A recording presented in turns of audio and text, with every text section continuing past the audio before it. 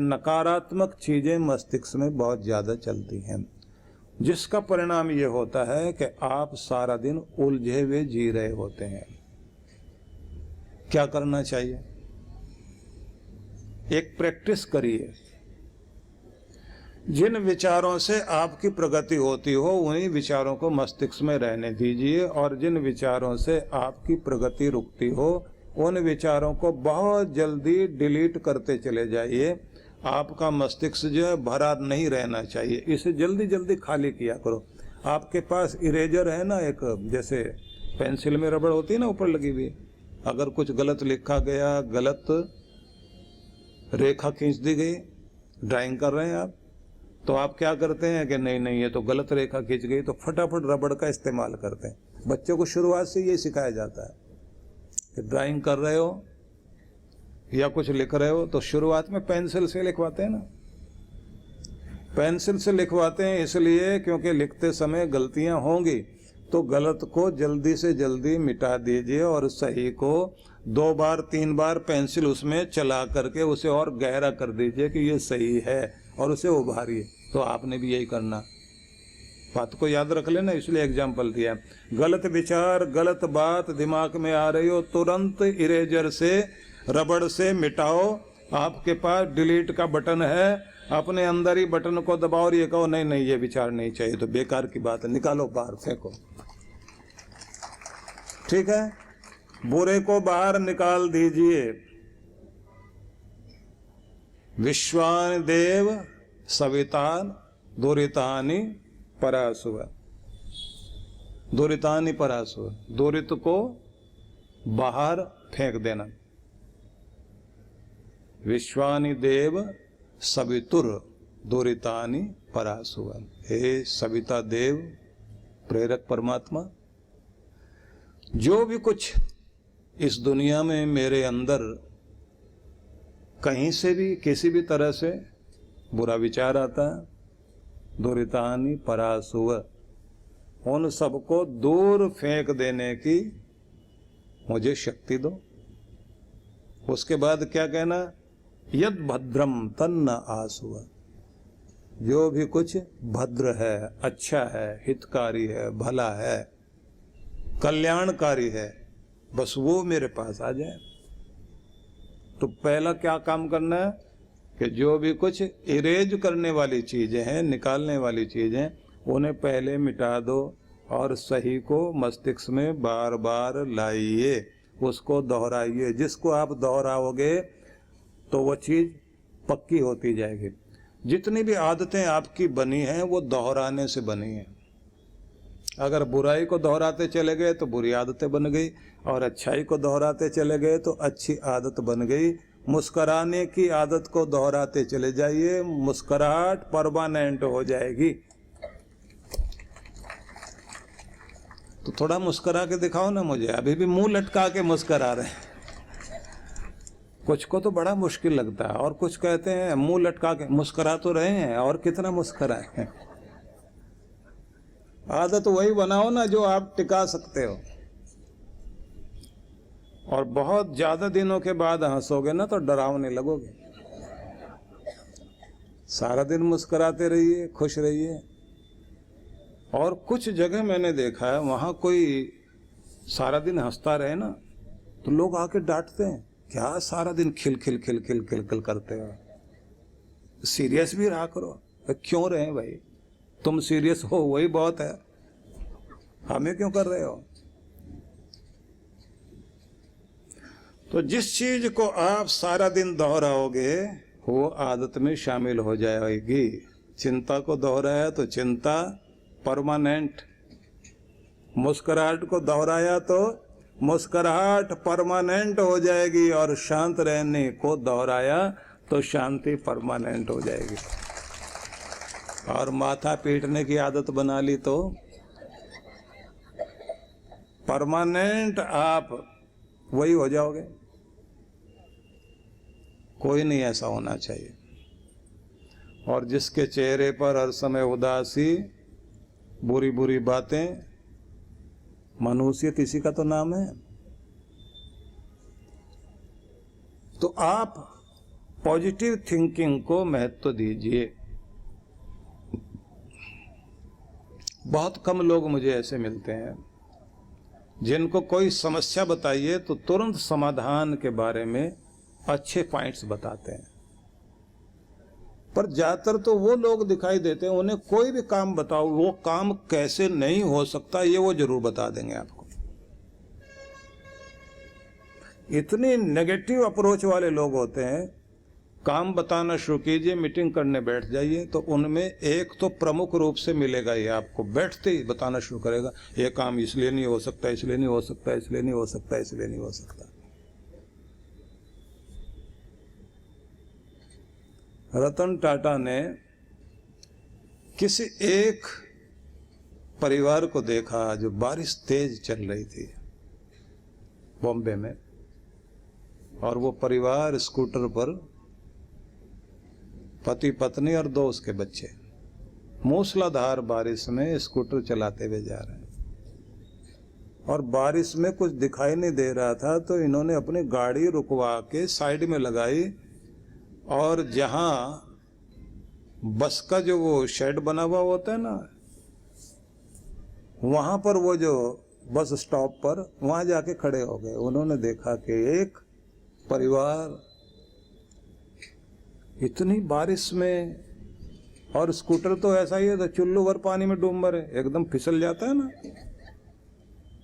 Scooter में बड़ी समस्या है, ये फिसल जाए तो आदमी 15 फुट दूर गिरता है जाकर सिर के बल।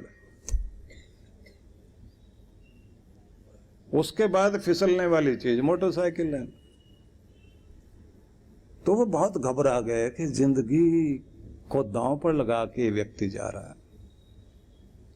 अपनी गाड़ी में बैठे और अपने ड्राइवर से कहा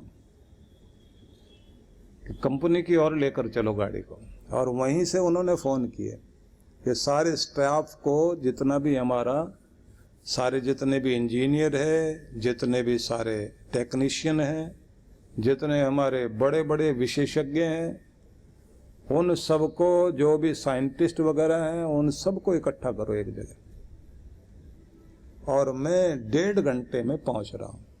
तो जैसे वो पहुंचे तो सारे लोग इकट्ठे। उन्होंने कहा कि स्कूटर कितने का आता है, तो सबने बताया 50,000 तक का आ जाता है। अच्छा,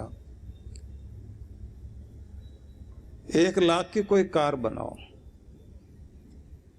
जिसमें एक पूरा परिवार बैठे और उसमें एसी भी होना चाहिए, मजबूत गाड़ी होनी चाहिए, और पूरी देसी। और इतना बोलने के बाद उन्होंने कहा, सबके विचार मैं जानना चाहता हूं, लेकिन तब तक आप पेपर पेन लेकर और सारा हिसाब लगाओ। अब उन लोगों ने हिसाब लगाना शुरू किया, ये गाड़ी इतने में बनेगी, इतने में बनने के बाद फिर जब मार्केट में देंगे तो फिर वो जो डीलर होते हैं वो भी अपना कमीशन रखेंगे, फिर दूसरे भी कमीशन रखेंगे, विज्ञापन करना पड़ेगा उसका खर्चा मिला करके, और फिर सारे खर्चे मिला करके MRP अगर 1 लाख रुपए रखते हैं तो उसके बाद इतना इतना जो है, पहले 30-35% तो हमारा ऐसे ही चला जाएगा, तो फिर ये हमें भी कुछ पैसा बचना चाहिए, तो 50,000 में तो कार बन नहीं सकती, ये नहीं हो सकता। ऐसे करते करते उन्होंने सबने अपना अपना, कोई आर्थिक रूप से हिसाब लगा रहा, कोई नट बोल्ट लगाने का, कोई ऐसे करने का, सारे हिसाब लगाया। एक साथ अनेक लोगों ने हाथ ऊपर उठाया और सबने क्या बताना शुरू कर दिया, ये कार इसलिए नहीं ऐसे बन सकती, ये कार इसलिए नहीं ऐसे बन सकती, ये ऐसे नहीं बन सकती, ये ऐसे नहीं बन सकती। तो उन्होंने कहा कि भाई ये तो तुमने सबने बता दिया कि कैसे नहीं बन सकती, अब मैं ये जानना चाहता हूं कि कैसे बन सकती है। अब की बार तो किसी ने भी हाथ नहीं उठाया। उन्होंने कहा, मैं ये नहीं जानता कैसे नहीं बन सकती, लेकिन ये मुझे पता है कि ये बनेगी। अब कैसे बन सकती है ये आपने ढूंढना है, और मैं कुछ महीनों का समय तुम्हें दे रहा हूं। 2 बार 3 बार इसी तरह से वो बोलते रहे कि नहीं बन सकती, 2-3 महीने बाद भी। और फिर आखिर में, क्योंकि जब आदमी को ये लगे ना कि ये तो बनाना ही है, ये तो करना ही है, ये तो होगा ही, और जब उन्होंने ये कह दिया कि मुझे वो लोग नहीं चाहिए कि जो कैसे नहीं बन सकते वाले हैं, मुझे तो वो लोग चाहिए जो बताएं कि कैसे हो सकता है। और उसके बाद उन्होंने ये भी कह दिया टाटा का नाम रहना चाहिए, गाड़ी मजबूत भी होनी चाहिए। और फिर वो नैनो कार बनी, मार्केट में आई। ठीक है, उसके बाद के उतार चढ़ाव के कारण कुछ साल तो बहुत बड़ा नाम रहा, काम हुआ। फिर अंदर की पॉलिटिक्स में कुछ लोग गए, कुछ बाहर आए, और कुछ मुकदमेबाजी, कुछ अन्य चीज़ों के कारण हिंदुस्तान का वो व्यक्ति जिसने हिंदुस्तान को आर्थिक रूप से सुदृढ़ करने में योगदान दिया, टाटा ने भारत को बहुत कुछ दिया, तो उसने ये दिखा दिया कि पूरी दुनिया आश्चर्यचकित थी कि 1 लाख में ऐसी कार कैसे बन सकती है। मैं क्या बताना चाहता हूं, दुनिया में अगर आप ये समझ लें कि ये काम हो सकता, हो नहीं सकता, मैंने करना है, तो आप कुछ भी करके दिखा सकते हैं। इसलिए पॉजिटिव थिंकिंग रखिए।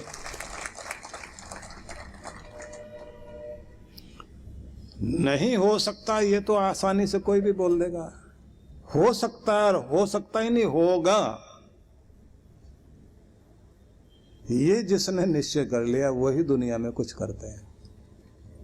तो आज से आप क्या हो सकता है नहीं, क्या करना है मैंने और कैसे उसे पूरा करके ही छोड़ना है, ये पक्का इरादा करना शुरू करिए। वो आदत बनानी पड़ेगी आपको। दूसरे कर लेते होंगे साहब, मेरे बस का तो है नहीं, ये कहना भी छोड़ दीजिए। दूसरे क्या और मिट्टी के बने हुए हैं? जिन हाथों से भगवान ने दूसरों को बनाया उन्हीं हाथों से आपकी भी रचना की है। जो गुण उनको दिए हैं वही गुण आपको भी दिए गए हैं। लेकिन एक बात जरूर ध्यान रख लीजिए, चिंतन करना सीख जाओ, सही ढंग से खुद से मीटिंग करना सीख जाओ। अगर सही ढंग से खुद से मीटिंग करना सीखोगे तो भगवान कृपा करेंगे, नहीं तो नहीं। हम करते क्या हैं? हम करते हैं चिंता, और चिंता है दीमक, और दीमक जिसको लग गई तो उसको खोखला करके छोड़ेगी। और ये चिंता की दीमक रात दिन ऐसे काम करती है जैसे इनको ठेके पर काम दे दिया हो कि ये पेड़ तो खोखला करना ही करना है। इतनी ताकत से काम करती है, कोई पैसा नहीं मिलता उनको, डंडा लेके पीछे नहीं कोई आ रहा, बड़े से बड़े पेड़ को खोखला करके डाल देती। चिंता भी ऐसे रात दिन लगी रहती है। आप अच्छी चीज सोचो उसके लिए तो फिर भी दिमाग बहाना कर देगा, लेकिन चिंता के लिए कोई बहाना नहीं करता कि चलो कल करते हैं, आज छोड़ दो ना चिंता को। चिंता तो ऐसे लग जाती है कि जैसे इसको बहुत डबल नहीं 4 गुना सैलरी देकर कहा गया काम जल्दी जल्दी निपटाना, आदमी को जल्दी से इलाज कर देना है इसका। ऐसे लग जाती पीछे। कोई महात्मा चले जा रहे थे, जल्दी जल्दी जा रहे थे बस्ती की तरफ जाने के लिए, क्योंकि आसमान में बादल उमड़ घुमड़ रहे थे, तो सांझ का समय था। और जैसे वो अपने गांव के नज़दीक जाने लगे, बिजलियां कड़कने लगी और बहुत तेज बारिश होने लगी, और उन्होंने देखा सामने एक शमशान घाट है। वहां एक शेड के नीचे जाके खड़े हो गए। बादल गरज रहे हैं, तेज हवाएं चल रही हैं, तो उनको चिता से आवाजें सुनाई दी। आवाज सुनाई दी तो उन्हें लगा कौन बोल रहा है। आवाज आई, बहन कैसी हो? तो उधर से आया आवाज आई, अरे बहन तू भी आ गई। अब ये सोचे लगता है भूतनी उतनी होगी कोई। ध्यान से देखा तो चिता में से आवाज आ रही थी, कौन हो? बहन पहचाना नहीं? मैं तुम्हारी जुड़वा बहन, बिछड़ गई नहीं, तुमसे बिछड़ गई थी ना। अच्छा चिंता आ गई हो? दोनों बात कर रहे हैं। तो इतने दिनों में क्या करती रही? तो चिंता कहती है तुम क्या करती रही? बोले हम तो वही काम करते हैं जो रोज करते हैं, मुर्दे को जला देते हैं। तुम क्या करते हो? बोले हम जीते को जलाते हैं। दोनों बहनें वही काम कर रही हैं, निकल कर गई भी हैं। अब दोनों अपनी अपनी महिमा बताना शुरू कर रहे हैं। चिंता कहती है तू क्या करती है? बोले एक बार में जला के राख कर देती हूँ। बोले अच्छा बस एक बार में? मैं तो रोज रोज जलाती हूँ। ऐसी धीमी आंच जला के रखती हूँ, ना सोने देती हूँ, ना जागने देती हूँ, ना खाने देती हूँ। कोई भी आदमी बैठा हुआ हो हर समय सुलगता रहेगा। मैं मजा ज्यादा लेती हूँ। मेरी शक्ति तो बहुत अच्छी है। वो कहती हम तो एक बार में जला देते हैं। बोले हम तो बार बार जलाते हैं। इसने कहा कि मैं एक बार में आदमी को विदा कर देती हूँ।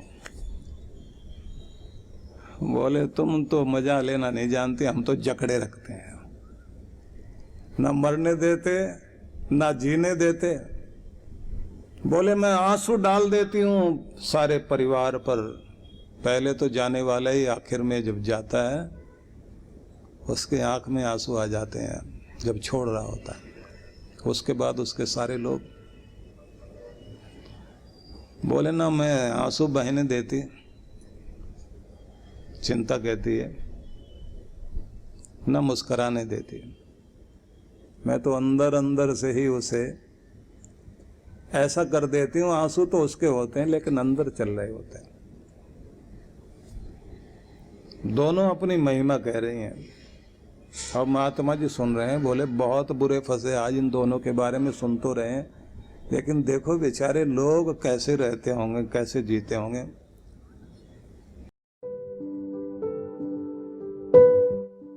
वसंत पंचमी का एक सुंदर अवसर है हम सभी के लिए, जिसमें हम सरस्वती आराधना के लिए अपना प्रयोग कर सकते हैं। मेधा, प्रज्ञा, बुद्धिमत्ता, विद्या, ज्ञान, सफलता प्राप्ति के लिए आशीष लेने का अवसर है। हर व्यक्ति सफलता चाहता है, लेकिन हर कोई सफल हो नहीं पाता। सपने देखना एक बात है और सपनों को हकीकत में बदलना एक बात है। बहुत सारे बच्चे बहुत अच्छे से याद करते हैं अपने लेसन को, अपने पाठ को, और उनको लगता है कि उनको सब याद हो गया, और थोड़े समय के बाद में जब वो देखते हैं तो वो सब कुछ उनको भूल जाता है। पढ़ते समय तो सब याद था और एग्जाम्स के समय में आप सब भूल गए। तो इसका मतलब है कि आपने ठीक ढंग से अपनी तैयारी नहीं की। वो तैयारी कैसे होनी चाहिए इस चीज को भी आपको सिखाया जाएगा। तो सबके लिए एक अवसर है। 16 फरवरी को वसंत पंचमी का यह अवसर है। आप लोगों ने केवल अपना जो एक फॉर्म है उसको भर करके आपने देना है, और साथ साथ जो है आप अपनी तैयारी कर लीजिए और इसकी शर्तों को पूरा कीजिए। अपने घर बैठे बैठे आप इसको सीखिए और आप देखेंगे आप अवश्य सफल होंगे। मेधावी ध्यान आप सबके लिए एक बहुत ही उपयोगी है और आपकी बहुत अच्छी सहायता करेगा। मेरी बहुत सारी शुभकामनाएं आप सभी के लिए।